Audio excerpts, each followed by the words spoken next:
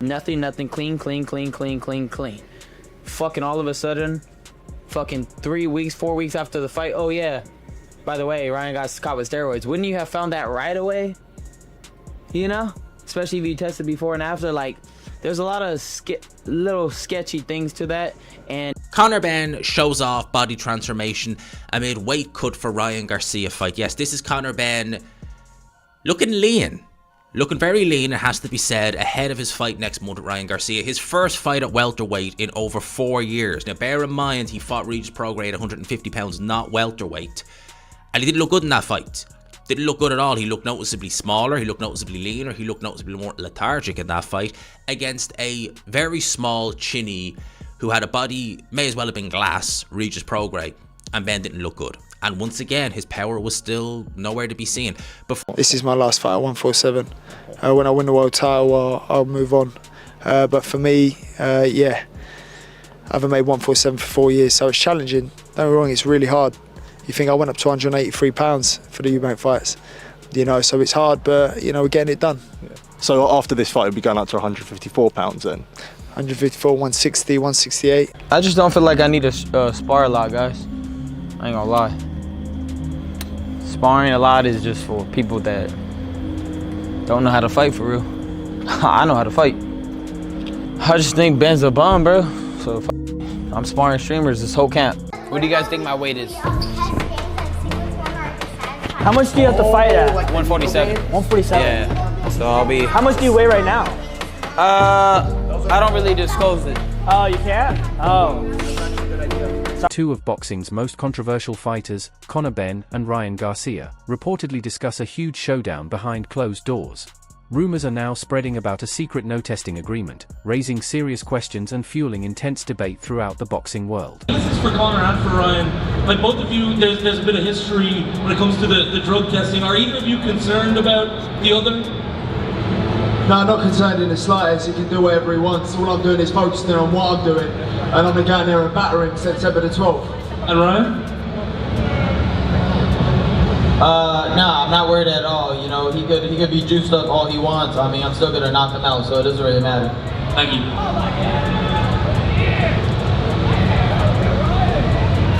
This is no longer just a rumor. It has turned into a major controversy across boxing forums and social media, leaving fans wondering whether the sport is crossing a line it may not be able to come back from. He's everywhere in America at the moment, and for him to be mentioned now by Ryan Garcia, I think whatever he's doing, people might not like it, but he's winning. And I know there'll be some that don't like the fact of what he's doing because of the PED stuff in the past and what happened with Eddie Hearn. He's winning at the moment. And you're right, he probably won't win a world title because I look at his division and all I see is frightening killers. And above him at 154, it's even... To understand why these talks are getting so much attention, you have to look at Conor Benn's recent history. His highly anticipated fight with Chris Eubank Jr. collapsed after he returned a positive test for a banned substance, leading to a lengthy legal battle. After the National Anti-Doping Panel ruled in his favor, Benn went live on Instagram, insisted he had done nothing wrong, and said he accepted no deal or punishment before calling out Ryan Garcia to step into the ring.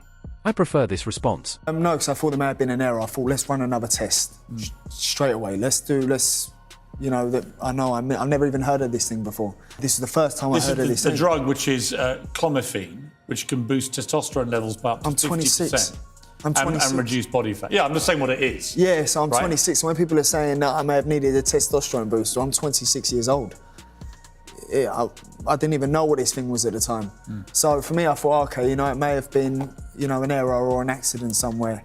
We can find out what's happened. And then when I found out that, you know, there'd been a second adverse finding was when I was like, okay, now something's actually wrong. There's something wrong here. And what are you feeling inside yourself at that point? Who's done this to me? I genuinely looked around and I thought it was the hardest part of this whole period.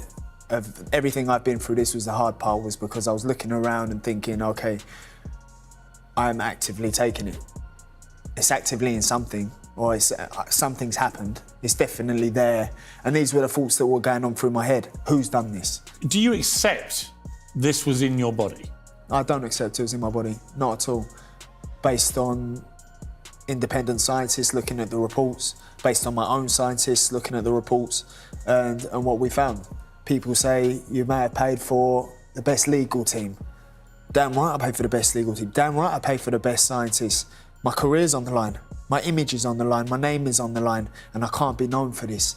And it was more so me employing the best people. Garcia was already dealing with a suspension of his own.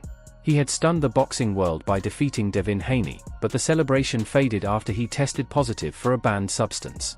Since then, Haney has repeatedly criticized Garcia publicly, rejecting the tainted supplement explanation and arguing that strict testing reveals a fighter's true character.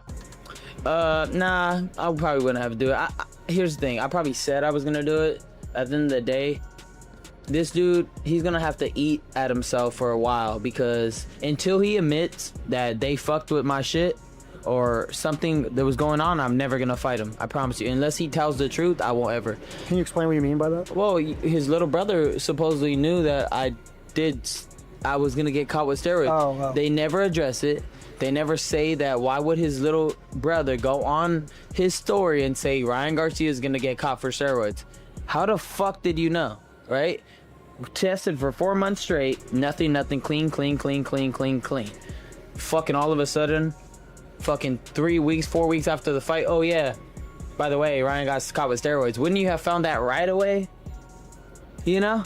Especially if you tested before and after. Like, there's a lot of little sketchy things to that, and like I said, bro, I won't ever fight them again. Now, two high-profile fighters with doping controversies in their past are reportedly looking for a way to make their matchup happen without creating another major problem. We saw last night that Ryan Garcia announced his next fight on the Jimmy Fallon show. Well, if you were mean-spirited, you would say that was the battle of the PEDs, but we're not mean-spirited, so we won't make that observation. Where are you on this fight? I mean like Simon, listen to yourself. You just had to drop that in there. I did. I don't understand why you have to drop that there. Because Ryan Garcia all these guys have... Ryan Garcia failed Hold on. So did Conor. Hold on.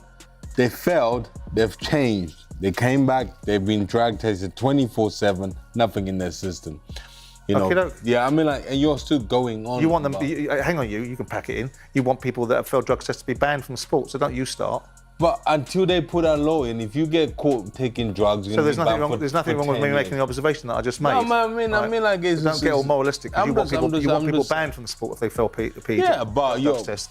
But going on to the question, the bigger question, right? The bigger question. Yeah. A lot of people think that Conor has been wonderfully matched, marvelously matched, made enormous amounts of money, which no one begrudges people making money, but it's been wonderfully matched to achieve that. Ryan Garcia, whatever we may or may not think about his performance against Tank Davis, is at a level that could possibly expose Conor Benn to what people think is that he's not at this level. What's your view on that? Do you think he gets exposed in this fight, Conor? Listen, Conor is my pal, so I'm not going to sit here and try to mess up his name and that. This is a good fight for him. He's always wanted a big fight. Now he's getting it on what's called Mexico Independence Day, I believe so. Is that what it is, yeah? This is where the biggest rumor begins. Some fans and insiders suspect promoters could be exploring an unofficial exhibition format to avoid standard testing requirements.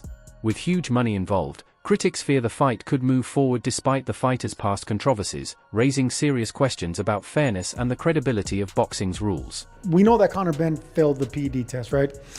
Now you understand why there's so many different types of performance-enhancing drugs. Some of them are for weight loss. Now you know why that is illegal. Diuretics, things like that. Yeah, now you know why that is illegal, because making weight is part of the fight. That's part of the struggle. That's part of your performance.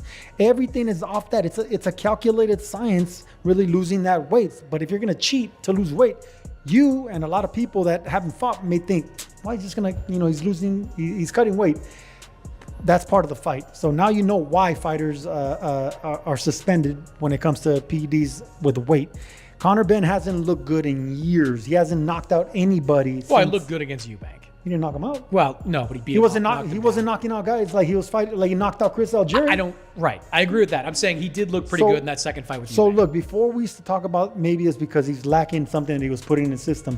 Now you can actually say that it was that, and it's actually fluctuating weight. You can't be jumping around from weight to weight, going north and then coming back south, expecting to hold down and retain that muscle mass and that power and that strength and that confidence. I think we're seeing a little bit of all that with Conor Benn and the writings on the wall. I think Ryan Garcia is really.